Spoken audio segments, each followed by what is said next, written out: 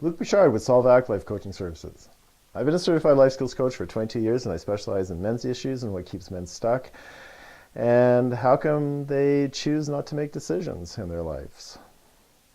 Welcome. Today is the 55th video of the 72-day challenge. We're in the 8th week of 10 weeks. Our weekly theme is men and depression. Our daily focus is emotionality. And the topic today is being stuck.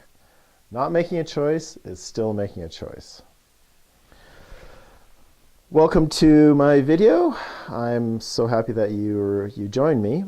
And I want to talk about this thing I've noticed in the 30 years that I've been working with people. And I've seen it in many different places. I've seen it with parents, I've seen it with employers, I've seen it with employees, I've seen it people in relationships. And it is this place that people get at times where they're actually so stuck with having to make a decision that they're immobilized. And in some instances, in some cases, they're actually totally disempowered. They're not able to make any decision whatsoever because one of the things they have is cognitive dissonance. And cognitive dissonance is where you actually don't know what to think about a situation. You can see in a situation in a couple different ways and you're just there kind of not knowing, you're vacillating back and forth, and so you're disempowered in a lot of ways. And then sometimes what I've seen happen with people is that they are so stuck and so disempowered that they're really in a fearful place. And that's really what's going on with not being able to make a choice.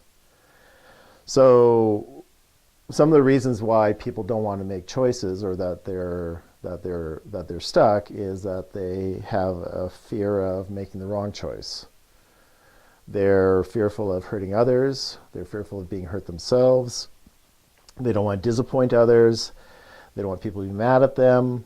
They're fearful of the uncertainty, so that they kind of like forced helplessness in some ways. We see a lot of fear of success and fear of failure with people being stuck. And generally people don't want to take a stand because they don't want to stand out is another big reason what people are fearful of as to why they're actually not going to make a choice. And out of all of these, this is all a form of giving their power away. But one of the places I've seen it really interesting where people give their power away is fear of criticism. And I think for most people, they go, yeah, well, that makes sense that no one wants to be criticized. But it's criticism from a couple different sources. And one is more obvious than the other. That's from people around us that don't want to take shots at us for making a choice. But I've talked to a lot of people who are actually fearful of being criticized from people from the grave. And that may sound kind of weird, but the messages come across in things like this. What would my dead mother think? What would my deceased husband say if I did this? What might the family think, or my brother or sister? And these are people that are not necessarily alive. In some cases, they are dead, and people are still being held hostage by what other people think. And so a lot of the fear of making a choice is about basically other people's perceptions. And ultimately, people aren't living authentically. How I move people forward out of being stuck is through information and knowledge. And before we get to the information and knowledge, what I have to do is actually hear where they're at and kind of uncover what's going on in the background, what's really kind of propping up this fear. And often when people are really stuck and they're immobilized or they're being held hostage, they're not even aware that that's going on. And the thing that I've noticed with people is that they would actually be in discomfort and would rather be in a lot of emotional turmoil than make a choice. And they don't even realize that because it's been going on for so long. I've seen people be stuck for decades. Well, one particular person I know was stuck in a bad marriage for almost 2 decades. And it took him a lot before he was finally able to move forward and move out of that. But it was really this perception that he just didn't even know what he thought. He didn't even know what why he was there and whatnot. He just was stuck in a lot of ways.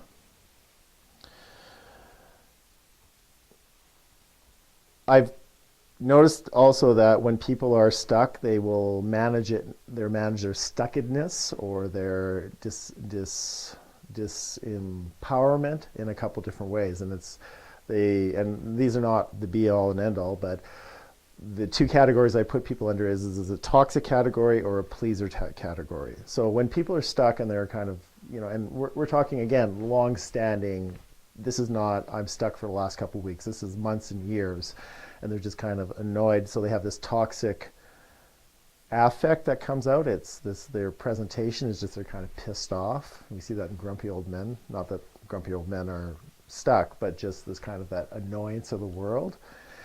And so what you'll see in toxic behavior is going to be things like they complain a lot, they're generally pissed off, you can't make them happy, and they're very judgmental of others because they're so unhappy with their current situation.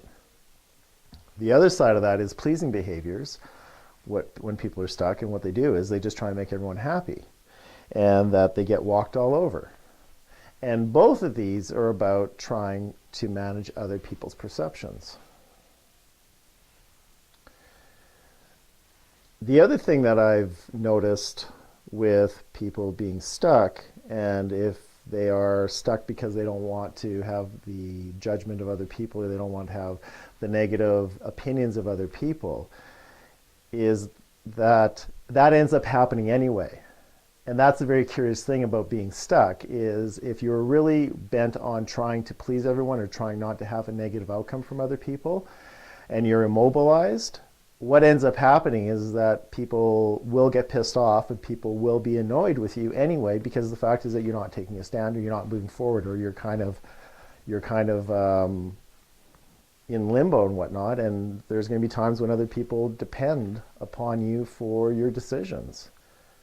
And if you're trying to organize stuff and you can't make a decision and other people are waiting for you to make a decision, then they're not going to be able to go forward. And so they're going to, because they're waiting for your input. It would be an example of that. So they end up being pissed off at you anyway because I had to make a choice, and it shouldn't have been this much work. Other things that happens is that people end up hurting themselves, and they end up getting their life becomes even more problematic. And a client I was working with, a young man, couldn't decide what he wanted to do for school. And because he was so immobilized through his decision, what he ended up doing was not deciding, and he missed a deadline because he couldn't decide if he wanted to go in this program or that program. And so there he was, having to wait a long time before he can get into the next program. And so one of the things that happens is that not only do we get other people annoyed at us when we're trying to avoid it, but we end up living this life of basically not succeeding because of the fact we can't make choices. And it's unfortunate, because I really believe it comes down to knowledge and understanding about what drives us in a lot of ways. People will eventually move forward and make choices when the pain gets bad enough. And that's the other thing I've discovered, is that when the fear of moving forward is less than the fear of staying stuck, then that's when people will actually make a choice and go forward. And I often wonder for people as to what that breaking point is, or where that tipping point where they're going to finally do it. And I'm going to bring it back to the topic of the week, and that's men and depression a lot. And really, the other thing I've noticed with some individuals who can't make choices or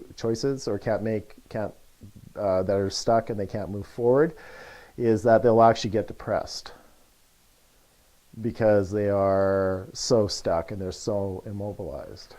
And the question is, does it have to get that bad? And absolutely not. There's very few things in our lives that are so problematic that we can't make choices around. It's a choice not to make a choice. And that's why not making a choice is still making a choice, because we're deciding to be stuck. And with being stuck is a lot of living in confusion. And I may do a video coming up on living in confusion and why people choose to do that. And it's really about being stuck and deciding not to decide. But then hoping, oh, I don't know, and I'm very I'm not aware of what my choices are. Well, that's because they don't want to. But that's another topic. So, gentlemen and ladies who are watching this, are you being immobilized through your fear? Are you not making choices? Are you making the choice to not make a choice? Are you being held hostage by your own fears and your perceptions of others? And I just really encourage you to think of what drives you to not make a choice. How come you're not choosing to choose? And I bet you if you look at that, it probably has something to do with the fact that you're fearful of outcomes or fearful of other people's opinion of you. And it doesn't have to be that way, but it's a choice.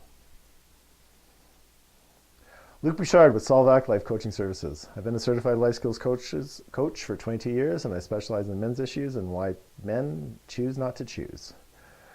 You have a good day, and we'll see you on the next video. Take care.